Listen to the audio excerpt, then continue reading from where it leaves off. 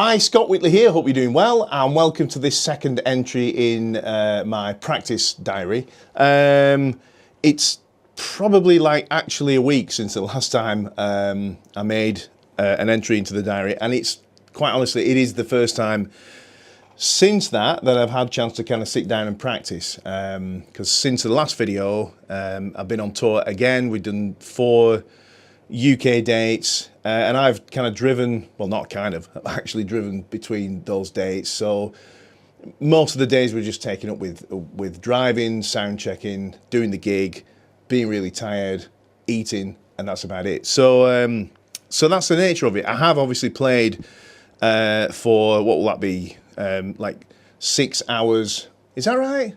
No, that's nonsense, isn't it? Yeah, it's right, 6 hours on stage. So I've been playing, you know, but not had the chance to practice this stuff I looked at last time. So before I do go on, if you're enjoying these videos, please don't forget to like, share, subscribe, you know, because every little bit helps kind of spread the word about my channel. So thanks, much appreciated. So I'm going to dive into kind of what I was doing last time. If this is a little boring because it's almost identical to what I did in the last entry into the diary, then apologies, but the idea is that you can kind of practice along with me, so hopefully that's what you're going to do. So I'm just going to check my tuning. I'm not going to mess around here, and we will get straight to it. Okay. So if you remember, the thing I worked on for a lot of the last session was, excuse me, take a sip of this tea, was the major scale, playing it up and down the neck, but rather than just play in just a little box like that, I used every note available of, you know, said major scale, you know, in each position. All right, so just to recap on that, I started down here at F sharp, the 2nd fret on the E string. All right, I used that as my root and played, this is the major scale from there.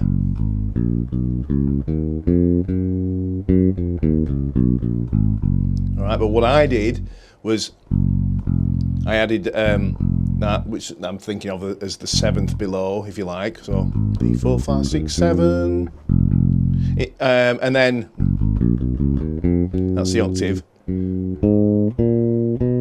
I added those 3 extra notes going up into the next octave of the G major scale. You know, just to kind of like, the thing is, it's making good use of the practice time, because it's kind of like breaking you out of that kind of 1 octave box. You know, that's what I used to practice all the time, was like 1 octave scales, you know. So let's go ahead. I'm going to start off really slow, as I did last time. I'm just going to find a disco, that'll do. We'll go disco.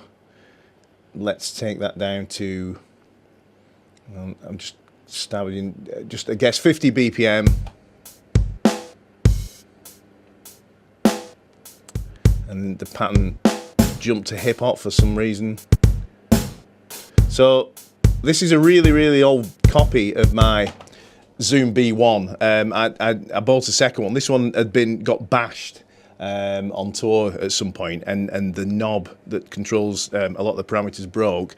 But unfortunately, I've lost the new one. So any of you guys waiting for those tutorial videos on the B1ON, I haven't got a properly working one anymore. So I'll try and rectify that in the new year, maybe buy another. But I have kind of replaced it, you see, with the newer Zoom unit, which I'm going to talk about in a future lesson. But anyway, here we go. 16 beats, one, that'll do. So I'm going to take that right down to 40 BPM. And I'm going to play 2. So that's the actual speed in whole notes. 2, 3, 4. So I'm going to play 8th notes, okay? So like this.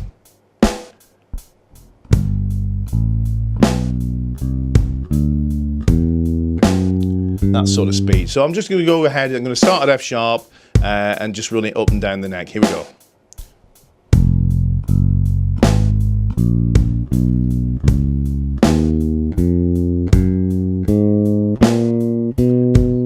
Come down the next key, going up a semitone each time.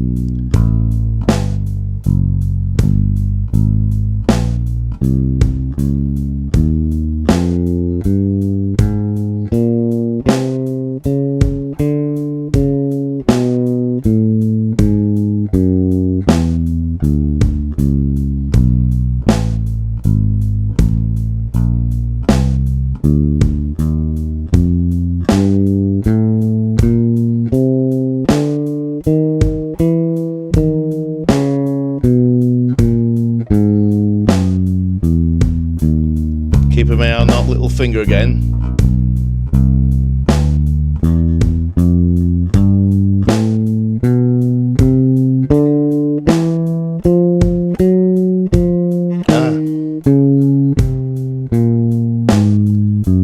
Trying to make the notes flow into each other as well.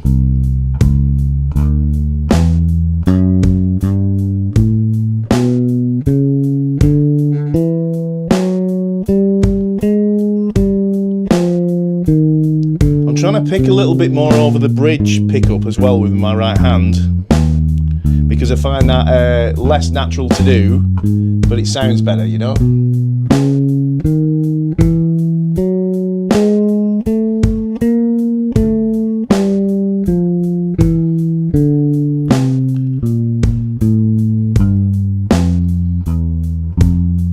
And this is F sharp octave.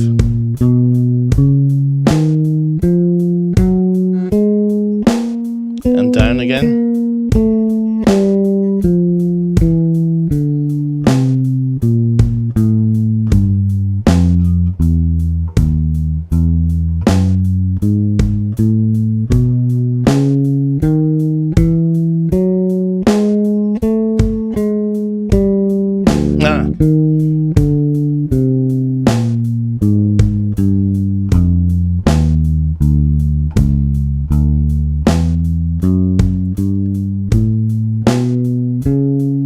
It's a real discipline to, you know, to play it this slowly and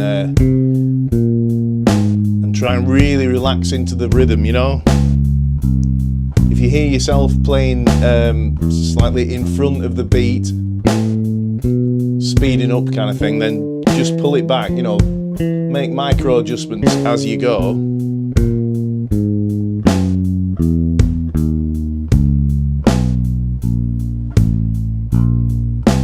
Another thing to do is really break down the bar in your head. I'll talk about that in a minute, actually, a little bit more.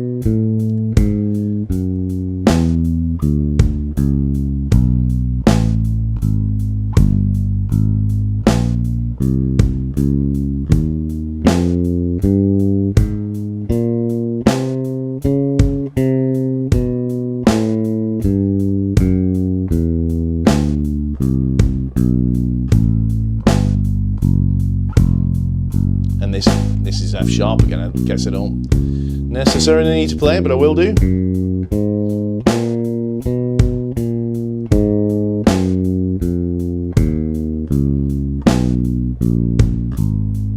All right, cool.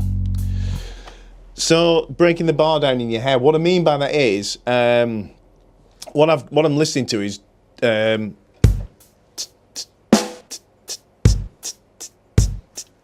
so those those hi-hats, so that's the kind of finest, if you like, grid, you know, of time that I can actually hear.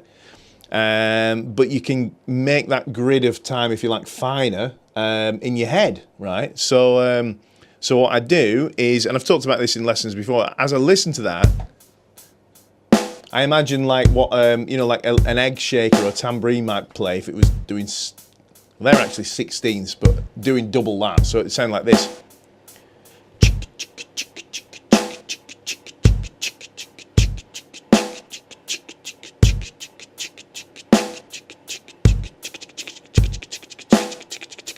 You can even double that up, but at least always split it up more in your head than you're actually physically hearing, right? And then just kind of like just keep your mind's eye almost focused on that kind of sound in your head, like whether you picture a tambourine or whatever you choose. I choose like an egg shaker kind of sound or a tambourine, and then I kind of play. I really sort of, if that's kind of speeding up against the drums, you know, the mental one in my head, then I'll fine tune it. And the thing is with that, the more you get into that, that breaking down the bar in your head, the more precise your timing is, okay? So I'm going to really jump up the speed because I practiced that quite a bit last time. I feel warmed up. The other thing, I was going to show you what I used to warm up, and unfortunately, I think it's down in the house. So, but there are two things. You can Google them. One is called a power ball, and they're those kind of like gyroscopic balls that you kind of, you start off with a piece of string, and then you kind of do this motion with it. And that really works all these tendons. You see, apparently it's all tendon damage, you know, like carpal tunnel, all those kind of things, and repetitive strain things. I'm no doctor, but it's just what I've read over the years is it can be like an imbalance between these tendons and these ones. So that like you do this motion all the time, but nobody does anything that's kind of forcing that outward motion, right? So with the ball, you kind of doing that. And the other one is, I think it's called, and it sounds really dodgy, the Handmaster Plus, I think it's called. You can search for that on Google or Amazon or something. And that's, again, it's a ball thing. It's like a rubber ball and it's got like 5 or 4 holes that you put your fingers in here and one underneath. And what it allows you to do is squeeze that way, and then you extend your fingers, and you know it's like having elastic, if you like, between your fingers. Another thing you can do is just wrap an elastic band around your fingers and do that exercise, you know. But anything to get that reverse motion working that you don't use that much when you're playing, and it'll help, you know, not get injuries in the future. So here we go. Going to go a fair bit faster. I've jumped up to 70 BPM there. So that's going to that sort of speed. Here we go. Here, 1, 2, 3, 4.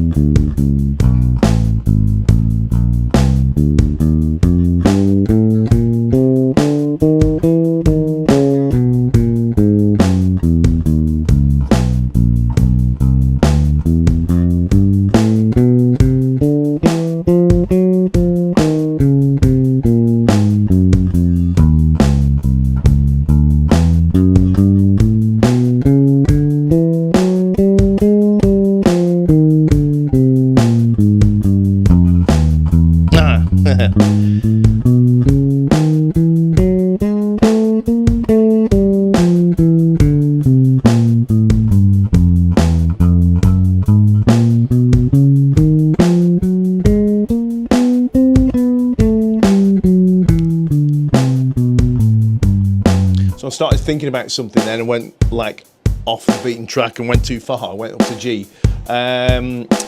What was I thinking? Something I was going to tell you. Hang on. Yes, that's it. As you're playing, try and make it so when you change from one note to the other, like, right, you don't go first with the left hand. So like you don't want, I'll slow it down. So you don't want, you know, you want those changes to be as like simultaneous as you can. So like, so you plug almost at the exact moment you press down, you know, with the left hand. All right, so that's something to concentrate on. Going back down. 1, 2, 3, 4.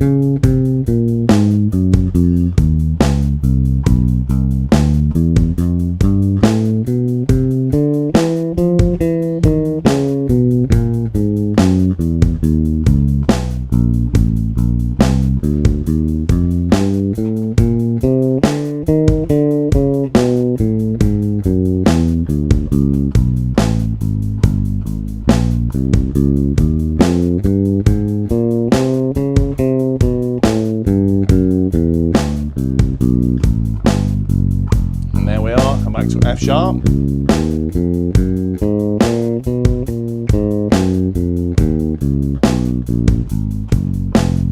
I'm going to whack that right up to 100. 1, 2. It's that control knob again. A 1, 2, 3, 4.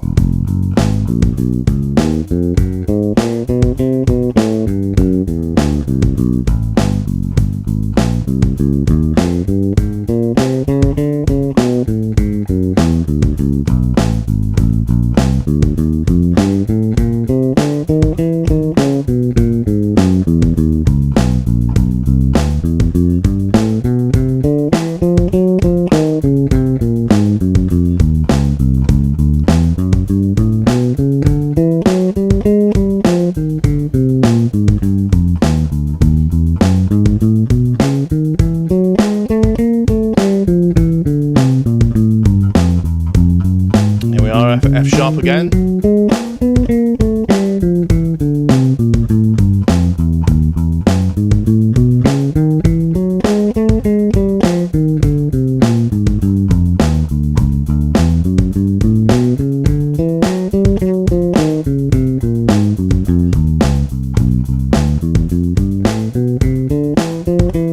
That actually sped up on its own, 107 BPM.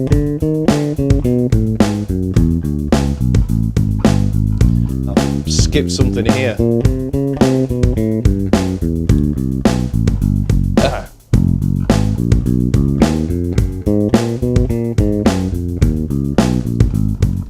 So apologies to the viewers at home. It literally jumped from 100 to 107 because of this broken control. So there you go. What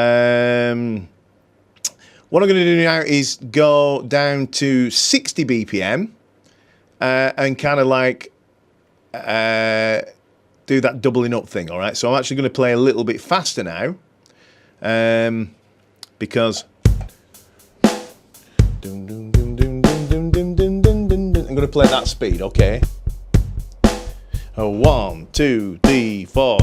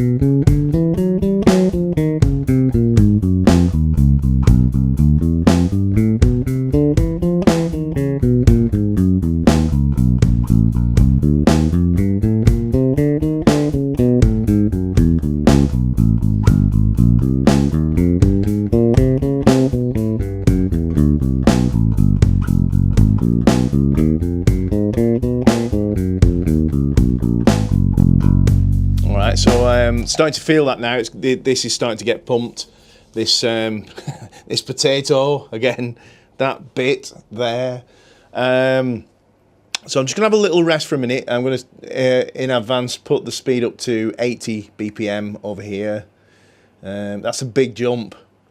So you know, because I think I kind of maxed out at like, was it 100 last time? I'll have to check back.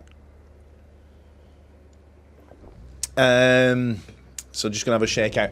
While I just have this rest, let me just quickly talk about when you are fretting. I don't mean when you're kind of worried about something. You know, when you're fretting the instrument. Two things I should mention actually. One is that you should only use just enough pressure. Most of us use too much downward pressure onto the fingerboard when we're fretting. I'm just going to use my first finger for a minute because it's the least tired. So basically, that's one thing, and I'll come back to that in a sec. The other thing is that you want to be as near to this way, you know, towards the body or towards the bridge within the fret. All right, so you've got all that space between there, and it's going to be the same note. You know, it doesn't matter where you move in that space, you get the same note out, right? But ideally you want to be as close to the fret, not on it because it starts to mute if you listen. You know, so you want to be just that side of the fret, but right up against it. That's the best way to describe it. And the reason you want to be that side is as you move this way, right, you need to apply more downward pressure to keep the note there. So if I press here lightly, I'm going to slide that way, but keep the same amount of pressure and it'll start buzzing. Right, so here, to play that same note, I'm going to really press on, okay? And that can actually almost bend the string and make the pitch of the note go up a little bit as well. So that's tip number one. Make sure you're up against there. And the other is the amount of pressure you actually need anyway. So what I would do is press on. You can do it either way. You can start with nothing and then just start pressing until you get a note. And then just press on a bit more until it stops buzzing. There. And that's the amount of pressure that you need to play. The other is just to kind of randomly play a note as you normally would, and then ease off until it starts to buzz, right? So, and then just find that fine point, fine tune that point where the note's just not buzzing, if that makes sense, okay? You know, there's a point where it stops buzzing, and any more pressure beyond that is like wasted energy, if you like, okay? All right, let's have a go at 80 BPM, 16th notes. Is that? So that's going to be, seems quite quick, doesn't it? Hey, 1, 2, 3, 4.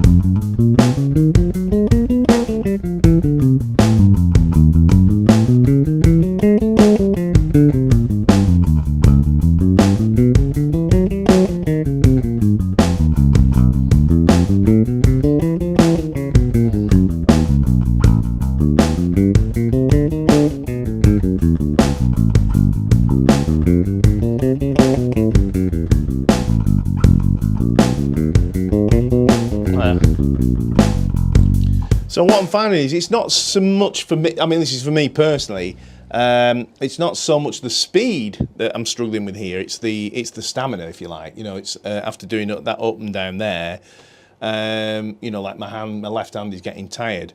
And again, it's because I'm not playing this kind of stuff like day in, day out at the minute. So that should hopefully improve. And now the touring's calmed down, I'm aiming to practice as often as I can, hopefully at least an hour a day. Sometimes I might sit there and hopefully get like 4 or 5 hours practicing. I'll not probably add that as a video, but more kind of catch up in you know, in the next video and say like I did 5 hours yesterday, this is what I achieved, etc. Okay, so just checking the time, 25 minutes. Okay, I'm going to restart the video because we only get half an hour and then it stops. So here we go. And we're back in the room. So, gonna bump that up to 100 BPM. I honestly didn't have a really long rest there. That was just a millisecond of a job. Well, maybe a few actual seconds. Here we go. This sounds insanely fast. I'm gonna do what I did last time, take my watch off, because my arm's feeling like swollen up a little bit. 1, 2, 1, 2, 3, 4.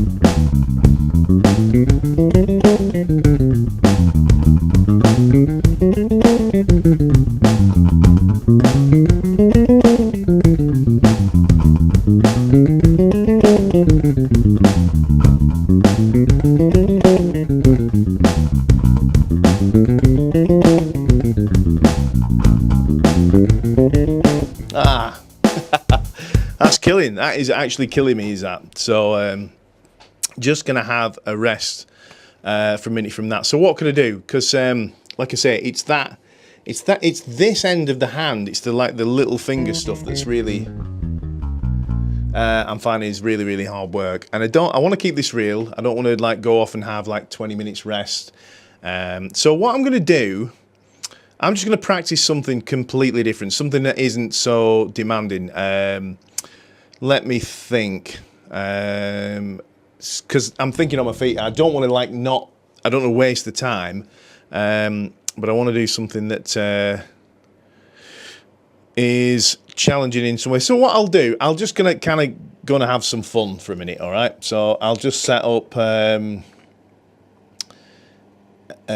set up a little loop. And do some kind of just do some fun stuff. Here we go.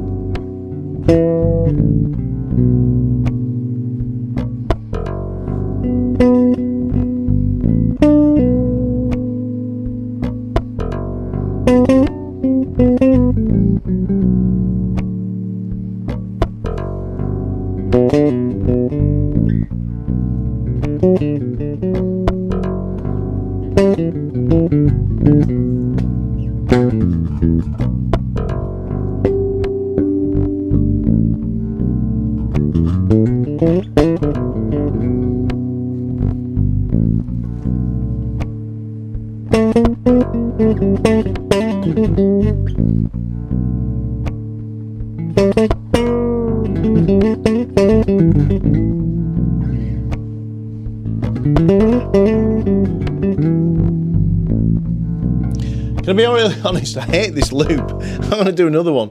I put sevenths in it. It sounds way too dark. Let me start another one. It's rubbish, that. Just for the out of interest, I was aiming for like a kind of G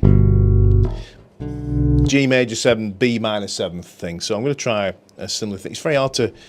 2, 3, 4. What the heck? Here we go. Right. I've got to start it with my foot. 1, 2, 3, 4.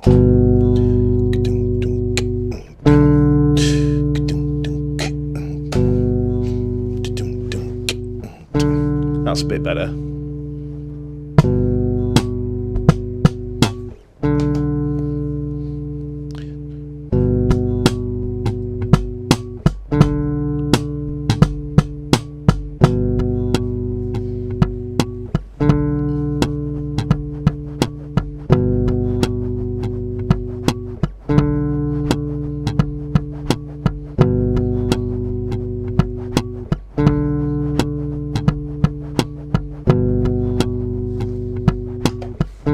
Bit better. Rubbish loop though.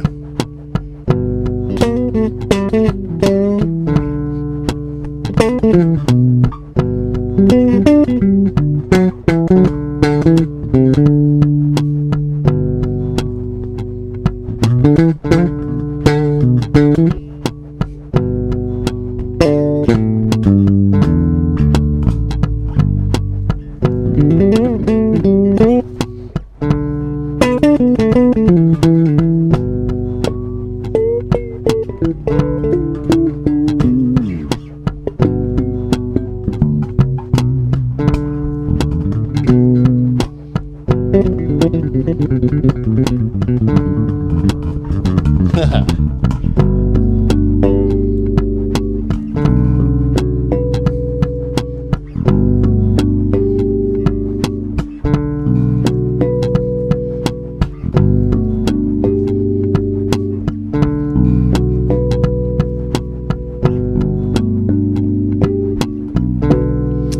that was just killed a bit of time there.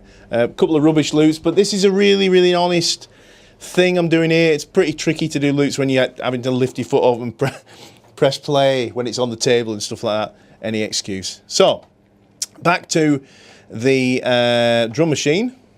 Alright, so last time I did this really ropily, I feel really ropily, at 100 BPM 16th notes. So I'm going to go in, I'm going to up that to 110. So this is getting, I mean, just to put this in perspective, right, this is getting towards the speed that,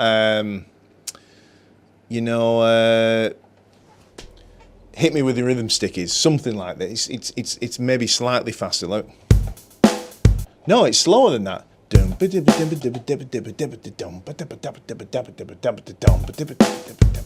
It's maybe similar to, which is considered like quite a blistering, you know, bass line.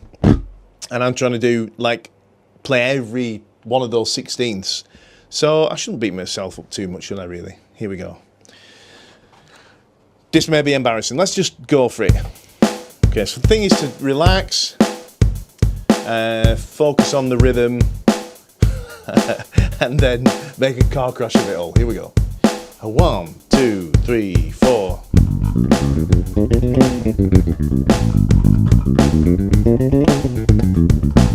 Ah, 3, 4.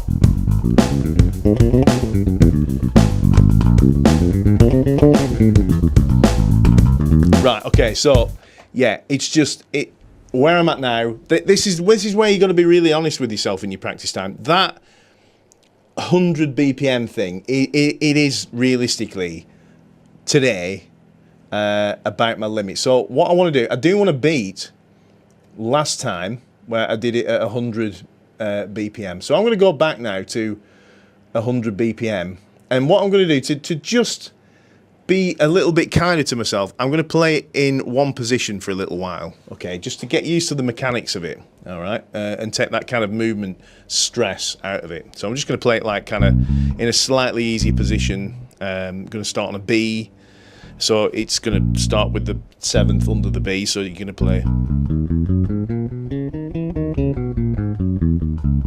All right, let's have a go. 1, 2, 3, 4.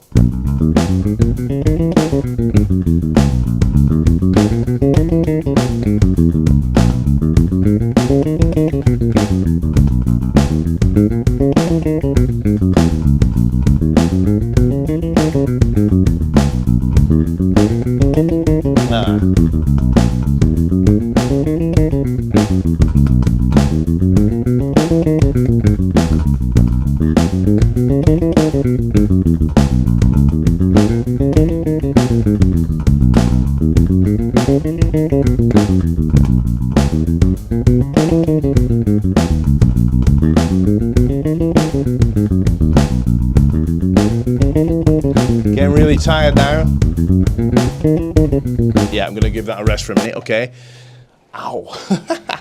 So yeah, you know, this stuff's tough, but this is what I was talking about last time, right? I'm practicing one thing, right? And you might think, well, wow, you know, like that's good if you get good at doing that one thing, but what about everything else? But like I said in the first video, is I find that if you just generally practice, you're kind of exercising as well, and everything's getting more and more nimble. I mean, I haven't done this stuff for months and months and months, right?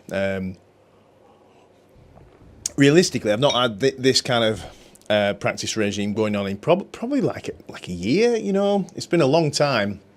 So you know, it's like small beginnings, really. For me, I mean, it's like everybody's got their own kind of personal level stage where they're at.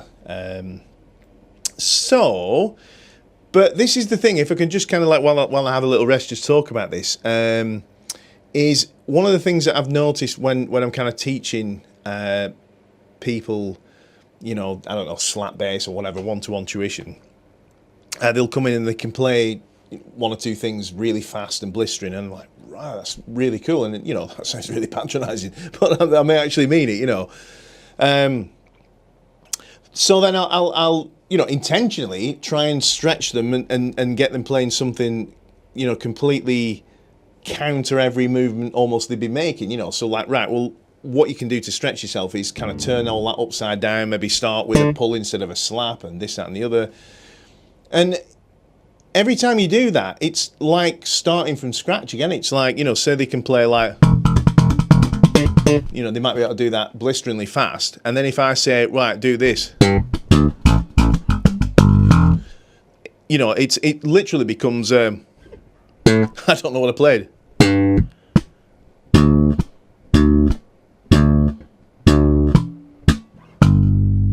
You know, you've literally got to slow it down. If you've not done that set of movements before, generally you have to slow it down that slow just to kind of get the mechanics of it and then build it up slowly. So, so all I'm saying is that it's always good to work at things that you can't already do. I think I've said that before. You know, like you know, like if you just play things you already play well, you're just going to kind of get better at those things. Right. Let's have another go. What I'm going to do now is 100 BPM is clearly not comfortable for me at playing that figure at the minute. So I'm going to pull that back to 95. This is a good little trick, right? If you find that point where it's a real struggle, and then pull it back a little bit from there. So this is 95 BPM, which hopefully should be just slightly more achievable for me. Achievable. I sound drunk. 1, 2, 3, 4.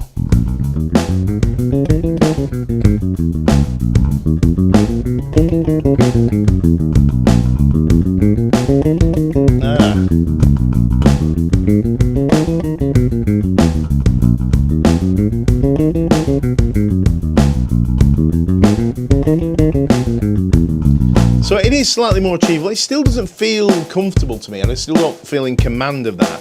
So I'm going to kind of half time that. So instead of going, I'm going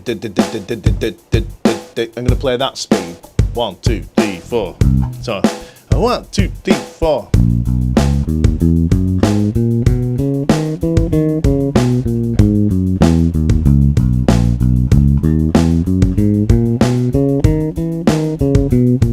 Just lock in that timing goodness again.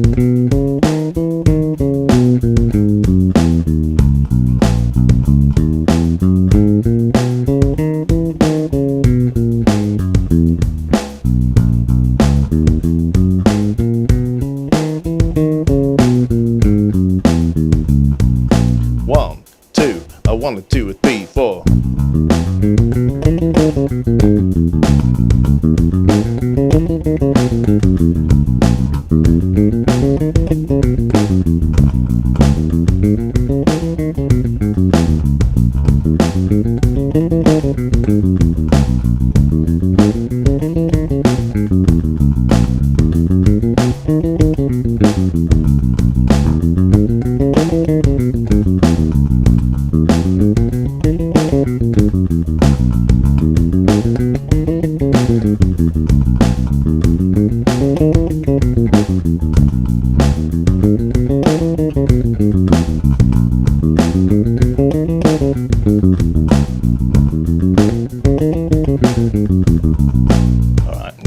A minute. So it's just starting for me, I think, unless I'm hearing it wrong, it's just starting to feel or sound a little better. I noticed on that top string I kept like not feeling that you know, that just felt kind of fluffed, and really the only way to kind of like progress with this is literally to take a step back in the tempo, whether it's just 5 or 10 BPM. Half time it. I always find that really helps, just to kind of like you know, almost re-lock in the you know, that the timing, if you like. and the precision.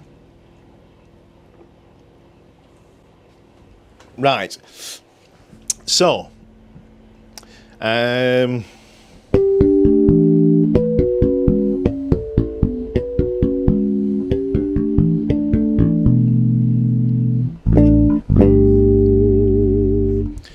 all right. So let's have another go at 100 BPM. I mean, it's really difficult because once you reach this point, your hand's getting tired. And this is why it's like kind of slow progress with getting better on the instrument, is because if the hand wasn't tired, you could keep doing this for like another hour and you'd really nail it. But then you're at the mercy of like stamina, and that takes time to build up as well. So I'm just gonna have a go. I'm gonna shake my hand out best I can. Where are we doing for time? Well, I've still got a bit of time left. So let's have a look. Here we go. 100 BPM.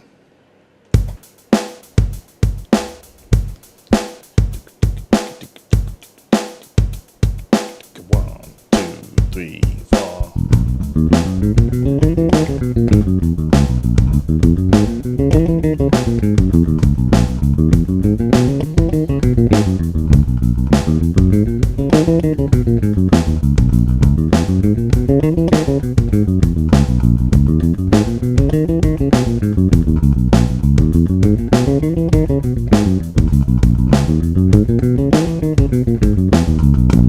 Alright, so that was like loads better, right? So hopefully you could see what happened there. I mean, this is real stuff. This is like, this is my limit. Right now, playing this thing, this is where I'm at. So, I'm going to increase that to 105 BPM, right?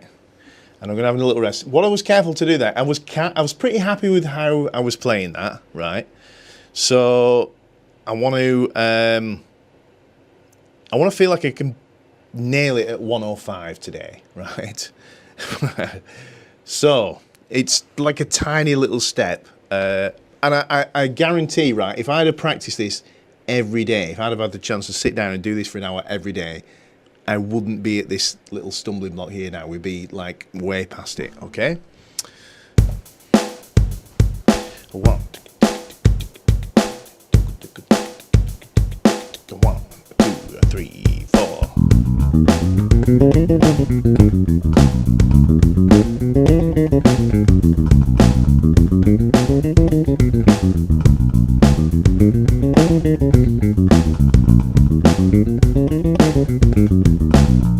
So that's ace. I mean, I'm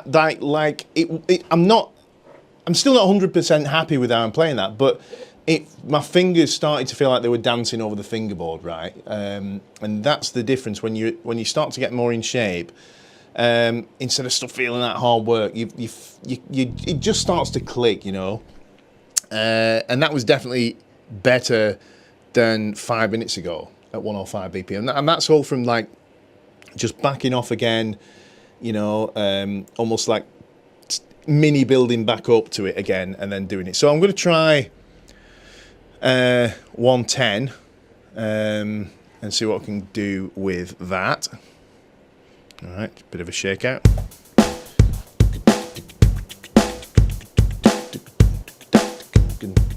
1, 2, 3, 4.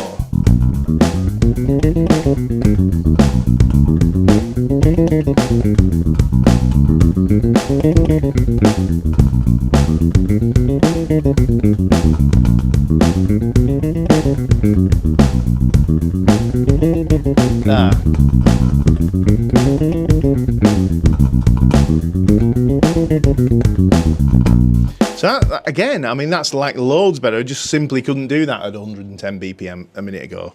So I'm just going to go completely insane. I'm really happy because I was happy if I'd have like nailed that at 105, and I nailed it pretty much at 110. I'm just going to see if I can even play it at all at 120. All right. And then we will continue. The thing is about this, whenever I'm practicing a piece that is a bit tricky, like a piece of music, I'll always try and practice it faster, as fast as I can, not just, hey, look at me. But if I figure if I can play way faster than I actually need to, or even considerably faster, then actually playing it on the gig at the normal tempo should be quite comfortable, you know? If you just practice it to the speed of the tune, and then you play it and everyone gets excited on stage and speeds up a little bit, and you're like, you know, I'm already at my limit. So it's a good idea to do this kind of practice with tricky songs that you might be playing. All right, so that does sound crazy. I know it doesn't to some of you super musos out there, but to me that's pretty scary. 1, 2, 1, 2, 1, 2.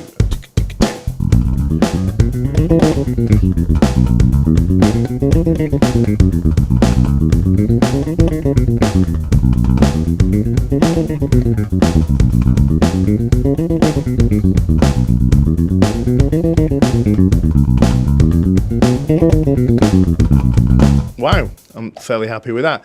And you can probably hear how it's, like I say, it's just starting to click together somehow, you know? Well, not somehow, it's because I've been putting this intense practice in. So this is like the second session I've done this on. So like, you know, it's, I don't know, it's nearing, certainly well over an hour of just playing this one thing. Okay, now the only thing I haven't done there is try and run that up and down the neck. And I'm pretty sure if I try to do that up and down the neck right now at 120 BPM, it's not going to work. But I'm going to try, and then we'll move on from there. 2, 3, 4.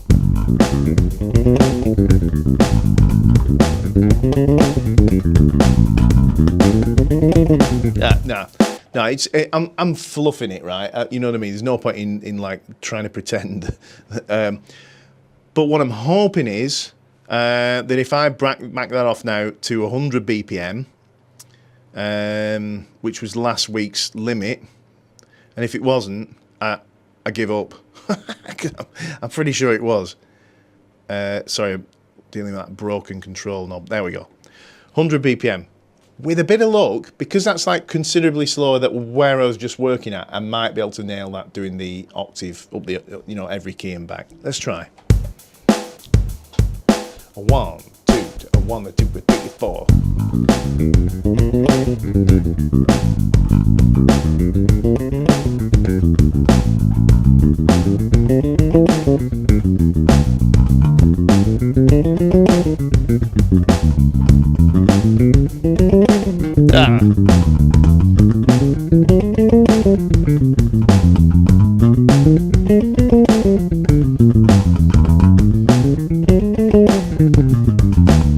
Right, okay. So it's completely fluffed, but I'm still happy with the progress I've made with that today. Like I say, this is only the second time I've practiced this thing, so I'm fairly chuffed with that. I've played it in one position pretty nicely at 120 BPM 16th notes. I at least had an attempt at playing that up and down the neck at 100 there. So yeah, let's move on. So the other thing that I was working on last time was this, which again I haven't even looked at all since then. I do remember I chose like a blues pattern, so I can find that again with the dodgy control knob. Excuse me. Hang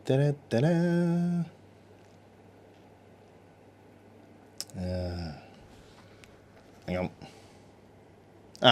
Shuffle blues. That'll do. Okay, 1, 2, 3, 2, 2, 3.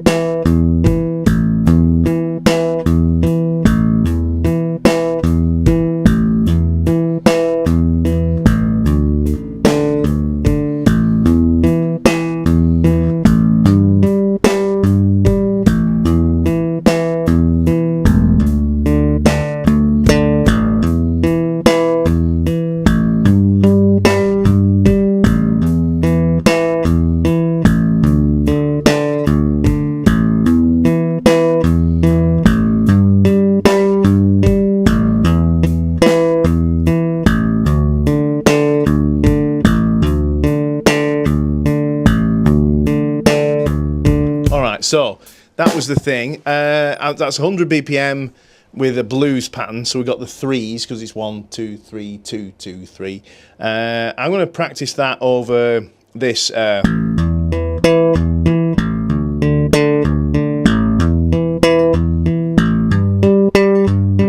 if you want to join in, that's what I'm going to do over and over again. I've just decided I'm going to up that to like 110 BPM. Doesn't sound any different at all. 1, 2, 3, 2, 2, 3.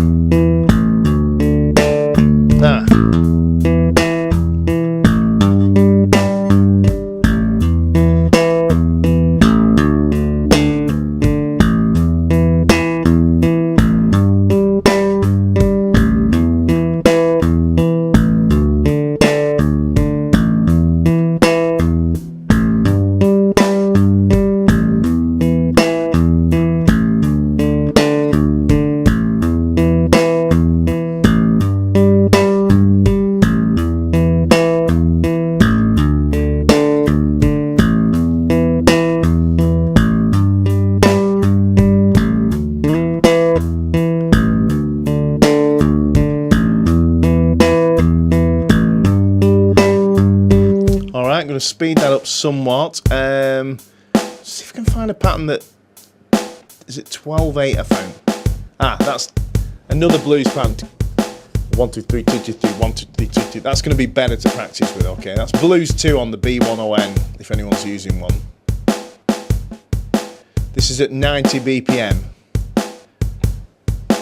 1, 2, 3, 2, 2, 3.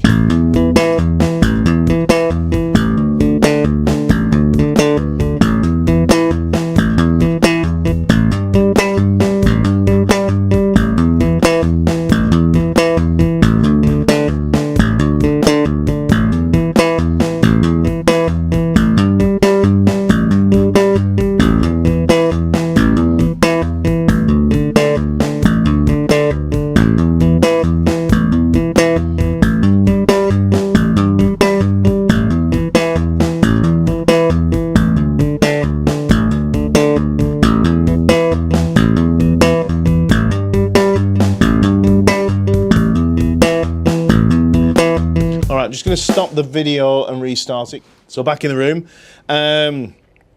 So we must be approaching like an hour now.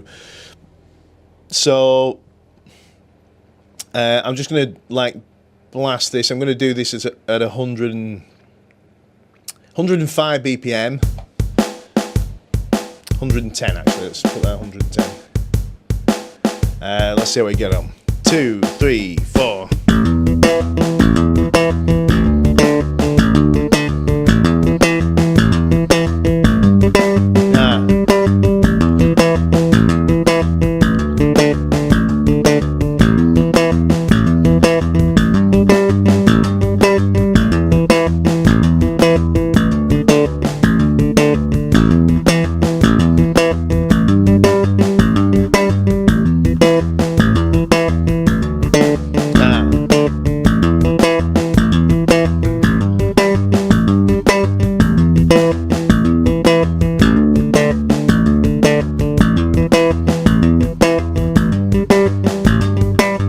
So that's again, I can really feel that down here. It's really, really working that out. All right.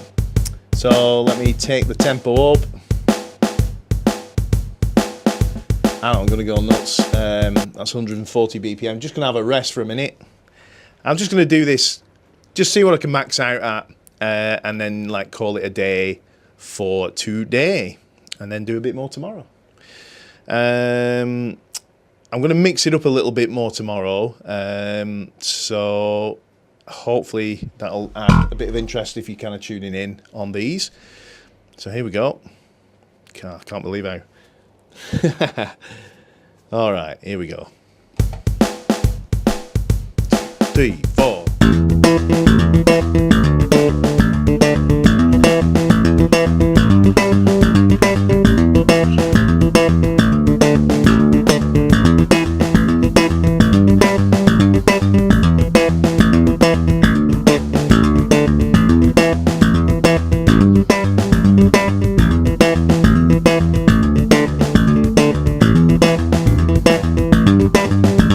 So what's happening there is, I mean, it actually feels surprisingly comfortable at that speed, you know, in terms of being able to play the notes. But again, I've been working this little finger so much for like an hour now, out of nowhere, because like I say, I haven't been doing this, and that's the stumbling block. And that's the thing that makes progress quite slow on an instrument, is as you build up, you can reach a point where you perhaps got the agility right there from that hour's practice to move on, but you're just too tired, you know. So just a little rest, and then I'm just going to try it at 160 BPM and see what the dickens happens, Durden. All right.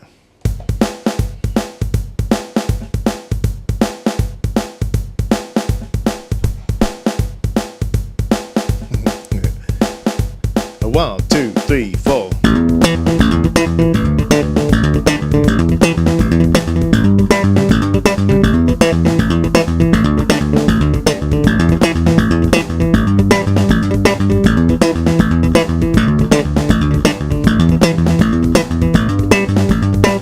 Tight. So there we go. Like pretty much, you know, 160 BPM. I can certainly feel that the mechanics are coming together there, considering that started off like last week at a, you know, yeah, it's getting there, it's getting there. So I'm going to call it a day, like I say, for today. Hope you enjoyed that. Hope there were little bits. What I'm trying to do is intersperse what I'm doing with bits of chat, you know, just pick up on things that might inspire you guys, you know, like, when I'm having those rest periods, and help, you know. So like I said before, if you haven't already, please like, subscribe, and click the alarm bell thingy so you get notified when I make a new video, and please consider giving us a share, and I'll see you in the next video. Have fun.